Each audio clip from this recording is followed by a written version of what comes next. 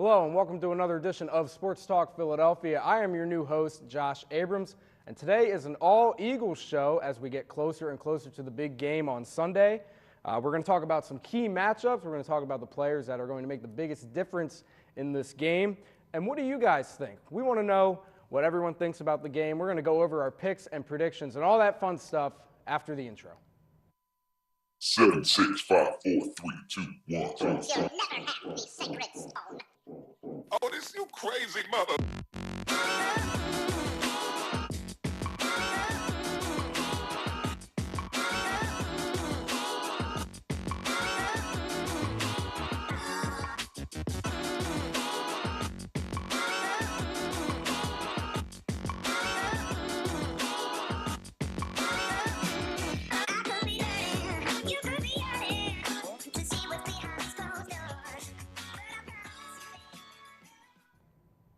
And welcome back from the break. So I have a great group of panelists on with me today. Making his Sports Talk Philadelphia debut to my left is Tyler Pittis, and to his left, another Sports Talk Philadelphia first-timer, Jack Rohr, and all the way down on the far end is Sports Talk veteran Dave Roberts. So let's get into it, guys. We are just 3 days away from Super Bowl Sunday. It hasn't been like any other Super Bowl Sunday for the last 12, 13 years. That's right, because we're back. We're back in the Super Bowl, and we are ready to take things over. So let's get right into it. Tom Brady, arguably the greatest quarterback of all time. How do you guys feel about him specifically coming into this game? Well, I think the key really is to just get inside of his head. He's not a quarterback that, is poised when you start to rush, especially up the middle, which is what I really think our strength is on defense. We have, Fletcher Cox, guys like Tim Jernigan, who hopefully is going to play. He's been out with an illness the last few practices. But really, that's the strength, and how you really get to Brady is just pushing up the middle of the offensive line, and their guards aren't, particularly the best. So I think that's really how we're going to get to him. Yeah, I mean, we got to hit him. If we can do to him what we did to Case Keenum in the NFC Championship, then this game is going to go well, and I believe we can. Yeah, I mean, like Tyler said, we have to. It really starts with Fletcher Cox up there, and we already know he's one of the best defensive linemen in the league, and so I already know that Bill Belichick's thinking like we got to stop him. So we already know they're going to double team him. So it's going to be up to Fletcher Cox to even fight the double team, and also for the rest of the D line to even just step up because they know that like. Right. Fletcher Cox is going to get all that type of attention on the line. Absolutely. And we didn't go over the graphic really, but the graphic that was up there was that Tom Brady doesn't really do too well under pressure, which is like most quarterbacks. We know Tom Brady is somewhat human. He's 0-2 in the Super Bowl when pressured 40% of the time, and the Eagles led in pressures in this past year in 2017. But let's move on to our quarterback, our savior, Saint Nick Foles. He has definitely turned it on, not only in these playoffs, but in the single playoff game that he played in 2013. He has one of the highest passer ratings, I believe, if he qualifies, the highest passer rating of all time. Talk about Nick Foles, guys. I mean, yeah, what's there to say? Yeah. I think it's actually just Carson Wentz in a Nick Foles mask. I mean, he looks like he's playing lights out. And the last game, the first drive, I was nervous, but like all of a sudden he just started snapping off, and like he was fired. It was crazy. I didn't expect that at all. The thing that really got me about the game last week, 2 weeks ago, was his presence in the pocket, which is something that I don't think we really have seen from Nick Foles in his entire career. No. He was stepping up and making throws that I didn't think that he could make. The pass to Alshon Jeffrey, he dodged a few rushers. Everson Griffin's one of the best defensive ends in the entire league, and he was just dodging him completely and stepping up and looking like Carson Wentz with his escapability. Yeah, when you look at how that game went, we had home field advantage. We had to step up and make big plays. The throws that we saw Nick Foles make to people like Torrey Smith and Alshon Jeffrey with those big touchdown passes, we didn't really see in the regular season. But let's move on to the Patriots side. The Patriots are no joke, obviously. They're 13-3, number one seed in the AFC. They have a surprisingly very talented running back. You could call it a duo, a trio, a quad. Dion Lewis, a veteran, a very good special teams player, but he is now starting to take over in the backfield for the Patriots as Mike Gillislee and Rex Burkhead go down with injuries. What are you guys feeling about Dion Lewis as we go up against one of the not so great run attacks in the league? I mean, you know what? I feel like we can stop him pretty. The Eagles have the best rush defense in the league. Absolutely. That defensive line, if they can get to him, they can beat him, they can stop him. The real thing that I think the threat with guys like Dion Lewis and James White is out of the passing game. Against the Titans and against the Jaguars, they weren't really getting any yards on the ground. It was those short passes to Dion Lewis and James White that were really sealing the game for them. And then on those, like if they go up and they need to, milk some clock, then they can just do that. They don't have to run the ball to milk the clock. They can pass. Yeah, and I think something that counts into that is that when we played the Vikings, we got up so high or by so much that when the Vikings got the ball back on offense, especially in the second half, all they could really do was move the ball on us with their passing game. Yeah, I mean, watching that, like, in the second half, we already knew that we had it in the bag at that point, but, like, seeing those short passes and then them just keep getting first down as a fan, like a diehard fan, it hurts you a little bit because, like, you see your weakness on TV, and you know for a fact if you see it as a fan, then Bill Belichick is, like, already writing it down in his notepad, and so is like, everyone in that defensive room. Our defense really needs to be as opportunistic as it was last week. I mean, we did give up a lot of yards last week, but every time they got into our territory, the defense just shut it down, either through a turnover or just a 3-and-out. It was kind of impressive to see, and that's really what we need to do this week too. Yeah. So obviously we've been blessed all season to have such a great defense. Let's talk about the Patriots defense a little bit. In the beginning half of the season, they were actually one of the worst defensive teams in the league. They started to step it up a little bit, but that first half really hurt their stats. When you look at the graphic here, they're almost dead last in the league in yards per game and yards per play. Yet they only gave up less than 300 points throughout the season, which is good for a top 5 spot in the league. When you look at this Patriots defense, what are you keying in on? I think it's definitely their red zone defense. They're number 8 in the league in the red zone. And really, they're kind of like what the Eagles have been. They've given up a decent chunk of yards, but then once they need to make a play, they do. We saw it, last week with the Stephon Gilmore insane pass deflection, and I think we're going to get into him a little bit more later. But they make those types of plays to save games. It's not just Brady, doing it all himself. Yeah, I think we should also look out for like leaders on their defense, like Dante Hightower. I mean, he's been in this position before, and he's not going to be afraid to step up, make any type of wild play, or even like someone getting inspired on their defense, like some random no name that we never heard of, just to make a play out there. So, Jack, talk to me about the offensive line for the Patriots. They never stand out stats wise. They're not really a top 5. They're never really a top 5 team as an offensive line. What do you see in that offensive line in the Patriots? I mean, I believe they're kind of underrated, but I like our defense a lot better. Yeah. Our defensive line can take them down. Fletcher Cox gets double teamed. We have so many other playmakers on that line to just push past them and hit Tom Brady. All right, so let's look at some of the running backs, especially for both teams. Let's go to Corey Clement. You want to talk about someone who has stepped up throughout the course of the season. We haven't really dealt with injuries in the backfield with the exception to Darren Sproles. What's your guys' opinion on Corey Clement in this game? I think Corey Clement is one of the most underrated Eagles, honestly, this season. I don't think we've even seen his max capability yet. I think I'm just so high on Corey Clement. Spoiler alert, MVP for my prediction. But I just think that in the passing game and in the running game, he is such a mismatch. If you saw last week against the Jaguars, James Harrison, they required to be in coverage against those Corey Grant passes, those quick passes to the running backs. And if that is the case again, if they're putting James Harrison on Corey Clement, we need to get him the ball. Yes, because absolutely. he will just score off of that because he's just not a good pass covered, Yeah, sure. Yeah. Now similar to Corey Clement is the Patriots' other running back counter to Dion Lewis, James White, someone who seems to always show up in the playoffs. Talk about him, guys. I mean,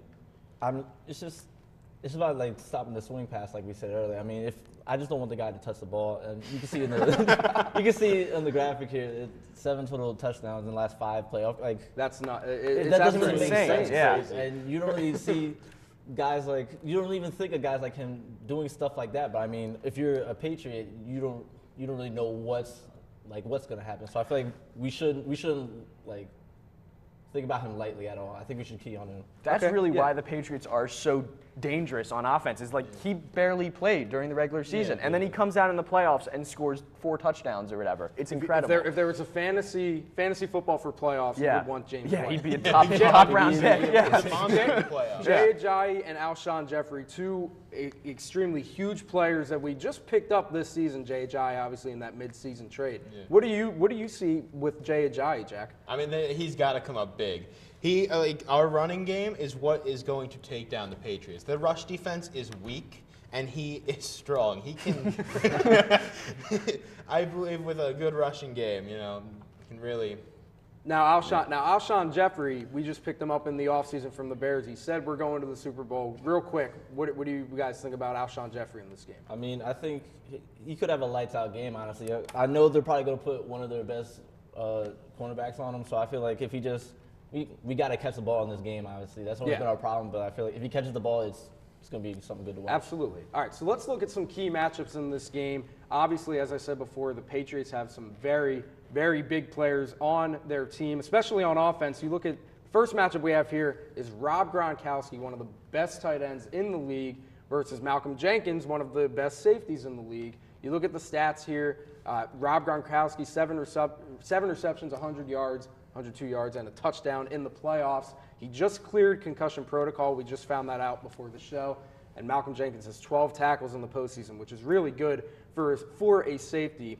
Talk about the matchup, this specific matchup, and how Jenkins has the advantage in this. I mean, I feel like he does have an advantage because he's such a good safety, but I feel like Gronk is 6'8", and like you really just have to get him to the ground. Like if you don't get him to the ground, then it's going to be a long day for us. So it has to be, instead of like just Jenkins hitting him and like trying to take him down, it has to be at least all the cornerbacks on him at all times. It's terrifying. Well, it's terrifying. Well, what you mentioned, he's so physical. That's what kind of is incredible about Jenkins is he has the speed and versatility of a cornerback, but you can't just put a regular cornerback on Gronk. Yeah. He also has the physicality of a linebacker, but Gronk is faster than most linebackers. So if there's anyone, honestly, in this league that I would put on Gronk, it would probably be Jenkins. Yeah. So let's go over to the cornerbacks versus the wide receivers here. We know the Patriots have a pretty good secondary, but they haven't been consistent over the years. But in this playoffs, they don't really have they don't have any interceptions, first and foremost. They've been giving up a lot of passing yards, while the Eagles wide receivers so far in the playoffs through just 2 games have 346 yards and 3 touchdowns. This is a game where we're going to need these young receivers to step up here. Talk about that and how we need to step up in the key stages of the game. I mean, with the way they've been playing in the last 2 games, I think they can be exploited. And I see personally a big game coming from Nelson Aguilar. I would love to see a big game from Mac Hollins. I think it's pretty feasible. That'd be great stuff. And Alshon Jeffrey, I mean, just keep doing what he was doing against the Vikings. The matchup I'm excited about is Nelson Aguilar against Eric Rowe. Because first of all, I think Eric Rowe is let's just say not the best cornerback, especially when he was an Eagle, and I think Nelson Aguilar is going to blow him out of the water with his speed. And one more matchup to keep an eye on, and this really gets me going because of how stellar, for lack of a better word, our defensive line is. We have the best rushing defense in the entire league. The stats aren't really eye-opening in the playoffs. We only have 2 sacks and a forced fumble, but the Patriots O-line has allowed 3 sacks and allowed a forced fumble on Tom Brady. Talk about that matchup where it's in the trenches, and I think it's going to decide the game, guys. I mean, the whole year I feel like our defense has started with our line, and it's gonna be so fun because like they've been so good so long. Brandon Graham has been working really hard. He looked like he's one of the best outside linebackers, DNs in the league. Fletcher Cox is really good. Barnett had a very good rookie season, I think, in my opinion. So I feel like this is the opportunity for them to just play all-out football and just get after Tom Brady. All right. Well, that was a good first couple minutes of Eagles talk. We're going to take a quick commercial break, though. We're going to come back and talk about a little bit of a scouting report and our picks, which is probably the most exciting part of the show. Don't go anywhere.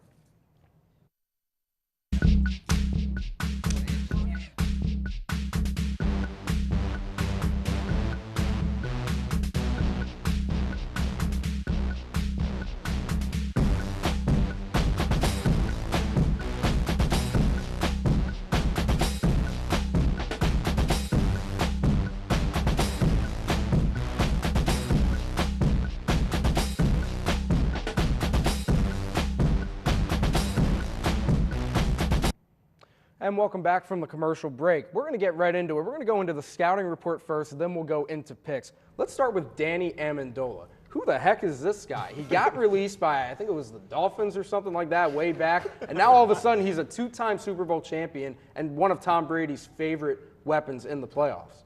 Yeah, it always seems like he's the one that comes up big, especially with Julian Edelman out this season. Mm-hmm. We saw the catch at the end of the game last week that really iced the game for them. Gave them the lead, yeah. Yeah, he's going to be huge. But what I like in this matchup is that Patrick Robinson is going to be up against him because he's in the slot, and I think that Patrick Robinson might be our best corner. So I think that's a good matchup. I'm not gonna lie, I kind of forgot he existed for a while. I was trying to keep the Patriots out of my mind, to hopefully do something, keep them out of the Super Bowl. Now they're here, and he caught that game winner last week. Yeah. He's scary. I am scared. Yeah, I mean, it's weird because to me he's not even that good. It's just Tom Brady can just throw the ball to him and the guy can catch it. So. I mean, obviously, watch out for him, but, I feel like if we get to Tom Brady first, we don't really have to worry about him as much, as we think we That's should. really the key, right? Yeah, absolutely. Now, real quick, we didn't talk about it before in the first segment. We got to talk about the Eagles' offensive line. We have 2 Pro Bowlers in Brandon Brooks and Lane Johnson, and really what should have been a 3rd Pro Bowler in Jason Kelce, as you see on the screen here. The #1 ranked Pro Football Focus center and the highest ranked Eagle, according to Pro Football Focus. And then Lane Johnson, you want to talk about a playmaker and a difference maker. When he got suspended for those 10 games last season, that was just an absolute killer for the Eagles as we started off 3-0 and ended up finishing 7-9. Talk about what Lane Johnson means to this offensive line. Yeah, I think he's huge. Like we saw there, 19-4 the last 2 years when he's played, and one of those was the Cowboys Week 17 game, so that doesn't really matter. But we really did see a drop-off after he went down last year with Carson Wentz's play and how many sacks he took. And that's really been why Nick Foles has been protected too in this postseason. Lane Johnson has really stepped up against some of the best defensive ends. Yeah, in the you league. have to think that with Lane Johnson being down, that Carson Wentz being a rookie last year, very hard for him to make quick decisions like that. You got to have good protection. And I even think this year with just the leadership role, I think Jason Peters went down and everyone's just like, oh, there goes our offensive line. I mean, Lane Johnson really stepped up and showed that this line isn't just something to be looked over. You really have to pay attention to what we're doing out there. And of course they have to protect Foles. Yeah, and Kelce calling positions at the line too is incredible. I mean, he is so quick for a center.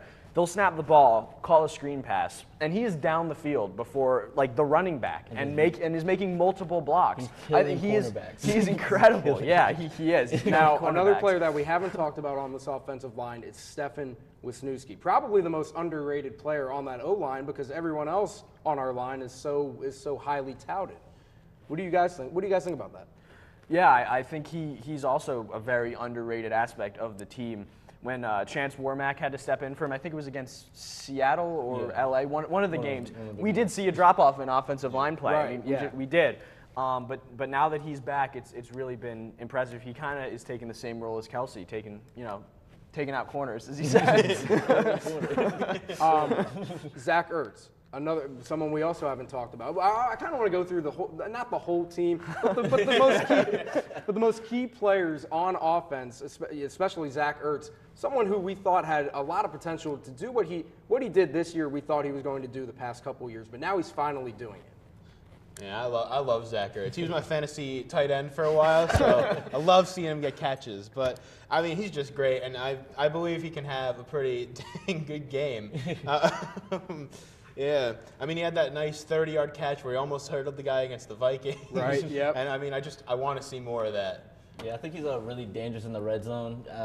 I mean, he's always been there for us every time we're in the red zone. I know Bill Belichick is keying in on that, but, I feel like he's going to really come up big for us this Sunday. And what I have really liked to see, especially in the playoffs this year, is we're putting tight ends in the backfield, at the goal line and everything with the running backs. It's really causing a lot of misdirections for the opposing defense because it's not something that we did in the regular season. And so putting guys like Trey Burton back there especially is going to be huge because, if he had caught that ball last week at the very start of the game, it would have been even bigger of a blowout.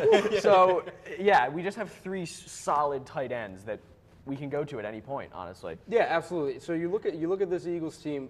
We just went over Pro Bowl caliber type players, and the Patriots match up pretty well against us. But when you look at the matchups, all the matchups that we've gone over, let's talk about the coaching matchups. Obviously, Bill Belichick is one of the most. He's arguably the greatest coach of all time. He has 5 Super Bowl rings. And Doug Peterson is a second-year coach who's making it to the biggest stage, obviously for the first time in his career. Do you guys have any concerns or anything that is worth noting in terms of the coaching? Well, I think it's funny because about 19 weeks ago, we were sitting at this exact spot, and we almost, as a joke, brought up how Jim Schwartz is running a coup, right, to overtake Doug Peterson, because we were not happy with his play calling. Right. And now it's like, it's completely different. The play calling is incredible. We're getting matchups with the play calling that we drawing up plays that, we have really taken advantage of with Nelson Aguilar. He gets linebackers against him somehow. And I'm like, how are you getting linebackers against Nelson Aguilar? And I've been very impressed, especially in the latter half of the season with him. Yeah, I think Doug Peterson has a big bag of tricks that, he's slowly been taking things out and just putting it out there. At the Falcons game, I was a little bit nervous because, we didn't do too much. I was like, well, how's the Vikings game going to go? They have one of the top defenses. All of a sudden, he pulls out the flea flicker. I was like, where did this come from? I feel like he has so much more in that bag. He's just going to keep throwing it out, and it's going to be really, really cool to see what happens, honestly. All right, so let's talk about Stephon Gilmore. Okay, he's one of the Patriots. You'd probably say he's the best cornerback on the team. He's going to have to guard either Alshon Jeffrey or Torrey Smith or Nelson Aguilar or even Mac Hollins. This is a matchup that is going to be really important as we want Nick Foles to get going. Let's talk about Stephon Gilmore a little bit. Two interceptions, 9 passes defended, and 50 tackles. I would assume that's for the regular season. And the game-winning breakup play against the Jaguars in the latter stages of the game. Well, you said he was the Patriots' best corner. I honestly think he's their only good corner.